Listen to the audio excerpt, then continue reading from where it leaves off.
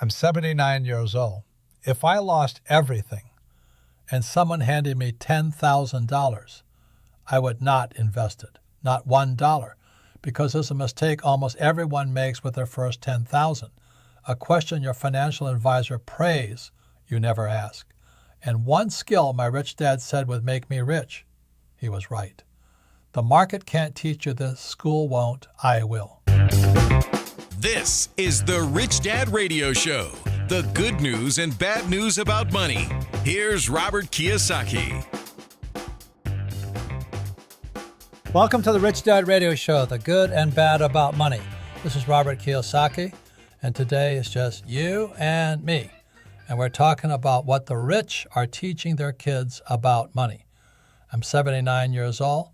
If I lost everything today, every business, every property, every ounce of gold, and someone handed me $10,000, I would not invest it, not $1.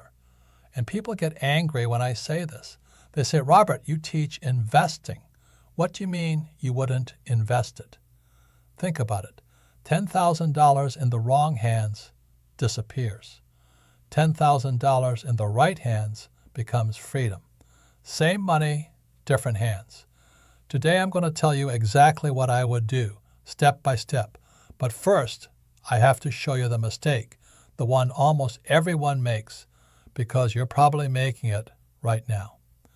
Here's what most people do when they get their hands on $10,000.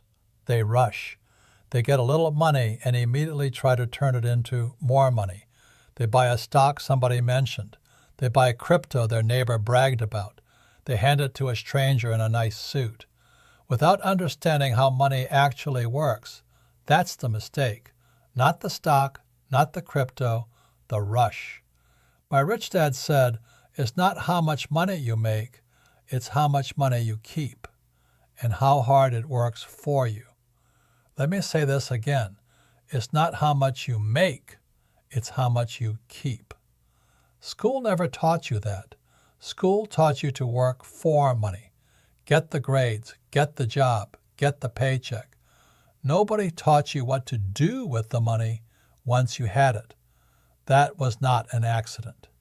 So before I invested a single dollar of that $10,000, I would invest in my financial education, a book, a seminar, time with someone who has already done what I want to do, a mentor. And this is where people get confused. They say, Robert, I already have a financial advisor. I didn't say advisor. I said mentor. There is a difference. And that difference is costing you more money than any market crash ever will. Most people go their whole lives without learning it. They sit across the desk from the person in the nice suit, nodding, signing, trusting. And they never ask the one question that would change everything. I'm going to give you that question in a moment. The mistake is the rush. The fix is the mind. Here's the difference. An advisor tells you how. A mentor has actually done it. That's it. That's the whole lesson. But most people never hear it. Think about it. Your financial advisor. Has your financial advisor ever built a business? Ever bought an apartment building? Ever raised capital for a deal? Or do they have a job, a salary, a quota? Here's the problem. Most advisors are salespeople. Good people, nice people. But they get paid to sell you products, mutual funds, annuities, whatever the company upstairs tells them to move this month. A mentor sells you nothing. A mentor has scars. A mentor has lost money and made it back. A mentor can look at your deal and say, I made that exact mistake in 1985. Here's what it cost me. You cannot buy that in a prospectus. So the one question most people never ask the person handling their money, have you actually done what you're telling me to do? Ask it. Watch their face. That's why the first piece of my $10,000 goes to finding a mentor. Books written by people who did it. Seminars taught by people who did it. A seat at the table with people who did it. And then the second piece. I would take that money and buy one skill, not a degree, not a certification, one skill. And it is not the skill you think it is. My rich dad drilled it into me when I was young, and it made me rich. One skill. We'll be right back. When we return, the mistake is behind us. You know the difference between an advisor and a mentor now. You know the question to ask. But the next part is where the money starts. The one skill my rich dad told me to learn. The reason he said work to learn, not to earn. And why that one skill turns $10,000 into an income you control. Your paycheck can't do that. Don't go anywhere. I've got a neighbor, retired guy, smart guy. For years, he's been telling me about this business he wants to start. He's got the idea, he's got the plan, he's even got the name picked out, but he never launches. You know why? The setup. Which website builder? Which domain company? Which email tool? He'd open 5 tabs, burn 3 hours, and have nothing to show for it. So the business stayed in his head, where it made him exactly $0. Last week, he finally launched. I asked him how. He said, Robert, I didn't build a website. I had a conversation. He went to Hostinger and just told their AI what he wanted, plain English. Minutes later, the first version of his website was done. And here's the part I like. The domain, the hosting, the business email, all of it. One place, one account. No duct tape, no tech guy, and it costs less than what most people waste on coffee. So I can't afford it, won't work here. Rich Dad taught me. The poor say I can't. The rich ask, how can I? Here's how. Go to hostinger.com/richdad20 and use code richdad20 for 20% off. That's hostinger.com/richdad20. The people who change their financial future aren't the ones who almost did something. Go now. It's a great first step. Welcome back. Let's see, when we left, we had put our mistake behind us, and I promised to tell you about the one skill my rich dad told me to learn. You know the mistake now, you know the mentor question. Now, the one skill. When I was young, my rich dad gave me an instruction that sounded crazy. He said, when you are young, work to learn, not to earn. Work to learn, not to earn. My poor dad said the opposite. Take the safest job, take the biggest paycheck, climb the ladder. 2 dads, 2 instructions. One made me rich. So here's a skill I would buy with my $10,000. The ability to sell. Sales, marketing, communication. The skill of putting a deal in front of a human being and having them say yes. And people hate this answer. They say, Robert, I'm not a salesperson. Selling is beneath me. Think about it. Every dollar that has ever moved into your life, somebody sold something. The employee sells their time. The doctor sells their expertise. The company sells a product that pays your wage. The poor are afraid of selling. The rich master it. Because here's what selling really is. It's not pushing junk on strangers. It's the skill of generating income, not a salary, not a wage. A salary is income somebody gives you and can take away. Income from a skill is income you control. The $10,000 cannot multiply until the mind behind it knows what it is doing. Let me say this again. The money cannot multiply until the mind can. And once you can sell, something bigger opens up. Something that makes people really angry when I say it. My rich dad taught me the rich do not work for money. But he taught me something else too. Something almost nobody talks about. The rich don't use their own money either. Sit with that. Not their labor, not their savings. Then whose? Everybody thinks the barrier to real estate is money. I'd invest, Robert, but I don't have the down payment. You've said it, I've heard it 10,000 times. Here's the problem. The barrier is not money. The barrier is not knowing how to find money. There's a difference. And it's a difference between waiting your whole life and starting this year. Most people take their $10,000 and start saving toward a down payment, nickel by nickel, year after year, while prices climb faster than the savings ever could. That's school thinking. Work hard, save up, wait your turn. Investor thinking is different. I would not save toward a down payment. I would use the $10,000 to learn how to find deals. Deals so good that other people want to fund them. Because here's what my rich dad knew. A great deal finds its own money. Let me say that again, slowly. A great deal finds its own money. A mediocre deal cannot be saved by any amount of capital. But a great deal? Investors line up, partners appear, capital chases it. Real estate investing is not about how much money you have. It is about how well you understand the deal. And in a moment, I'm going to show you exactly what that looks like, how the money actually shows up. But first, a warning. Because none of this matters, the mentor, the skill, the deals, none of it, if you can't protect that $10,000 from the two things that destroy it first. Not the market, not inflation, not a crash. Something much closer to home. Two things you carry with you into every financial decision you will ever make. They've already cost you money. You just didn't see them do it. Two things. We'll be right back. You just heard it. A great deal finds its own money. Most people will hear that and shrug. A few of you just sat up straight.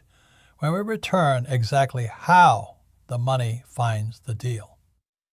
Finding investors, structuring partnerships, presenting a deal people want to fund, and then the two things that destroy $10,000 faster than any market crash. You're carrying both of them right now. Stay with me.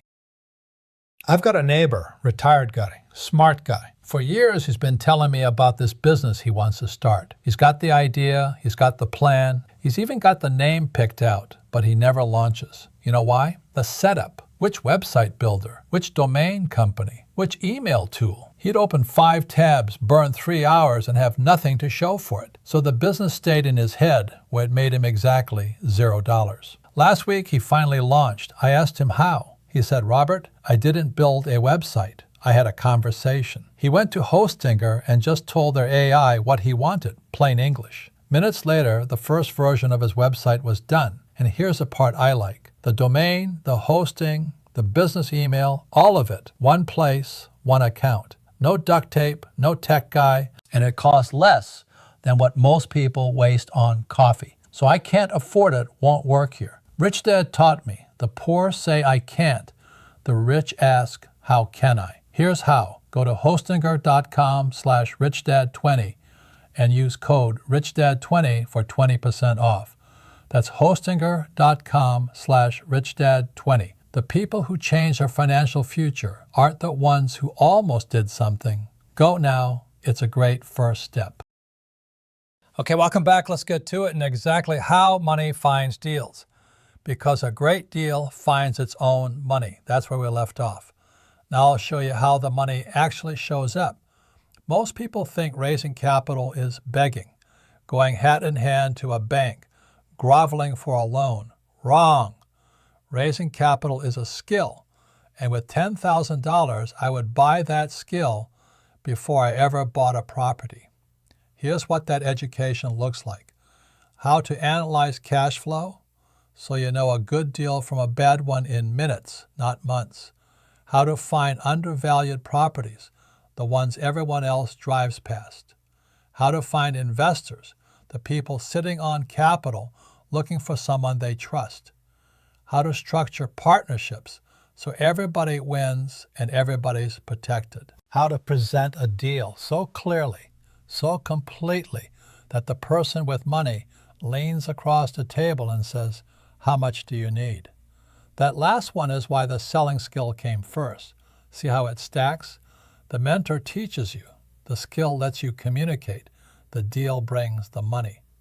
And people say, Robert, why would a rich investor give me their money? Because rich investors have a problem. They have capital and no time. No time to hunt deals, no time to walk properties, no time to run numbers. You have time. They have money. That's not charity. That's a partnership. The person who finds a deal is just as valuable as a person who funds it. My rich dad built his empire knowing that. So here's the lesson, compressed. Learn how deals work. Become the person who finds the deals. The money will find you. Not might, will. Because capital is always hunting for a great deal, and a great deal is always hunting for capital. Your job is to stand in the middle. That's the position. Now, the warning I promised. Before I tell you the two things that destroy $10,000 faster than any crash, I have to show you the 4 words that open the door for them. 4 words. I can't afford it. You've said them. Your parents said them. Their parents said them. My poor dad said them constantly. My rich dad forbade them in his house. Forbade them, like profanity. Because here's what those 4 words actually do. I can't afford it shuts your brain down. The moment you say it, your mind stops working. No thinking required. Case closed. And it doesn't stop there. Those words produce helplessness. Helplessness produces sadness. And sadness, left alone long enough, becomes depression. 4 words. That's the price. My rich dad required 4 different words. How can I afford it? Same situation, same bank account, completely different brain. How can I afford it opens your mind up. It forces thinking. It puts your brain to work, hunting for answers, hunting for possibilities. One phrase is a period, the other is a question mark. The poor say, I can't afford it, and stop there. Done, finished, off the hook. The rich ask, how can I afford it? And the brain goes to work finding the answer. That's the difference. Everything I've told you today, the mentor, the selling skill, the deals that fund themselves, every single one of those doors is locked to the person who says, I can't afford it. And everyone opens to the person who asks, how? But here's a question nobody asks. Why do people say those 4 words? What's underneath them? That's the 2 things. And now you're ready to hear them. Fear and greed. Those are the 2 things. The 2 emotions that destroy more fortunes than every market crash in history combined. Here's how they work on your $10,000. Fear of losing the money makes you never invest it. It sits in savings, safe. While inflation eats it alive year after year, fear doesn't protect your money. Fear just picks a slower way to lose it. And greed. Greed makes you take stupid risks. The hot tip, the sure thing, the coin your neighbor swears will go up forever. Greed hands your money to strangers and calls it a strategy. Fear keeps you out of good deals. Greed puts you into bad ones. Both losing, both yours. And here's what almost nobody understands. Fear and greed are not money problems. They are ignorance problems. The less you understand how money works, the more those 2 emotions control your decisions. The more you understand, the quieter they get. My rich dad said, it's not the smart who get ahead, it's the bold. And boldness is not recklessness. Boldness is what fear turns into when knowledge shows up. The educated investor sees a market crash and feels opportunity. The ignorant investor sees the same crash and feels terror. Same event, different education. So the cure for fear is financial education. The cure for greed is financial education. 2 diseases, 1 cure. That's why the $10,000 goes into the mind first. Not because education is nice, because education is armor. The market can't destroy money the emotions already protect. Let me say this again. Fear and greed feed on ignorance. Starve them. So now you have the whole answer. I'm 79 years old, $10,000, starting over. I would not touch the stock market. I would not buy the coin. I would not hand it to the suit behind the desk. I would put it into the one asset nobody can crash, nobody can tax away, Nobody can steal my mind. A mentor who has done it, not an advisor who talks about it. One skill that generates income, I control. The knowledge to find deals so good the money comes hunting for me. 4 words that open the brain instead of closing it. And the education that starves fear and greed before they eat the money. That's the plan. Every piece of it points at the same target. People hear $10,000 and say it's not enough to invest, not enough to matter. Wrong. $10,000 is not a small amount. It is the beginning of the financial education nobody gave you in school. And they were never going to give it to you. That's why you're here. The poor invest money they don't understand. The rich understand money before they invest it. That's the difference. The first investment is always in your mind, the one thing they can't take away. Thank you for your time. Thank you for caring about your future. Thank you for understanding that you are the only one who cares about taking care of you. Take care.